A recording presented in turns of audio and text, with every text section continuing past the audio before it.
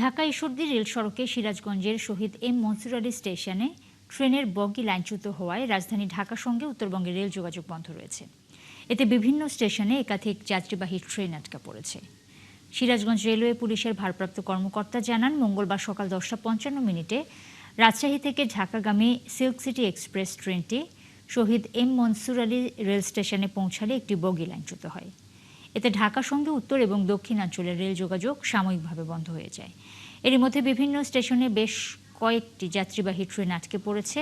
লাইনচ্যুত বগিটি উদ্ধার অভিযান শেষ হলে ধাপে ধাপে ট্রেন চলাচল স্বাভাবিক হবে বলে জানিয়েছে রেল কর্তৃপক্ষ। সিরাজগঞ্জ রেল স্টেশনের সবশেষ তথ্য জানাতে আমাদের সাথে যুক্ত হচ্ছেন সহকর্মী ইউসুফ দেওয়ান রাজু। রাজু, লাইনচ্যুত বগিটি সরিয়ে নেওয়ার বিষয়ে আসলে কি ধরনের উদ্যোগ এখন পর্যন্ত নেওয়া হয়েছে, সব মিলিয়ে সেখানকার পরিস্থিতি বিস্তারিত আমাদের জানান।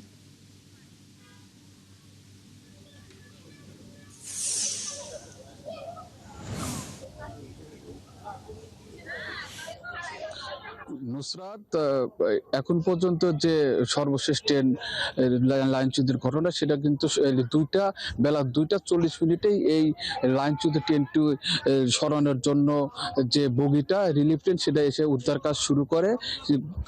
ইতিমধ্যেই উদ্ধার কাজ শেষ করে কিন্তু ট্রেনটি কিন্তু কামারখন্দে রেল স্টেশনে নিয়ে যাওয়া হয়েছে। এই ট্রেনটি নিয়ে যাওয়ার পরে যে রেল লাইনের যে ক্ষত স্থানগুলো, সেটা কিন্তু রেলওয়ের কর্তৃপক্ষ এসে পরিদর্শন করছেন এবং কোনো ক্ষত স্থান রয়েছে কিনা সেটা এখন পরিদর্শন করা হচ্ছে।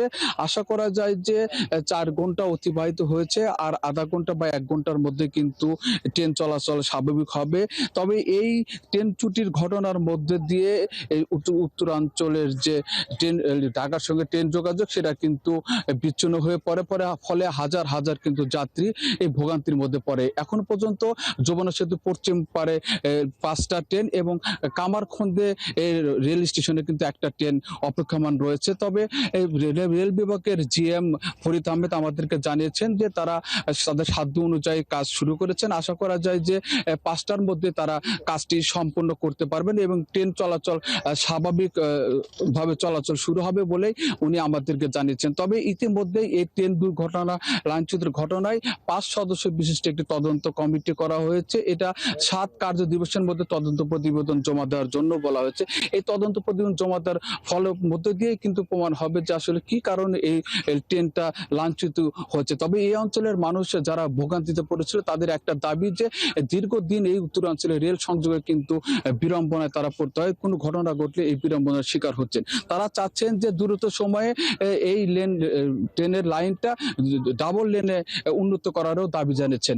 এই ছিল সিরাজগঞ্জের রেল দুর্ঘটনার সর্বশেষ। নুসরাত।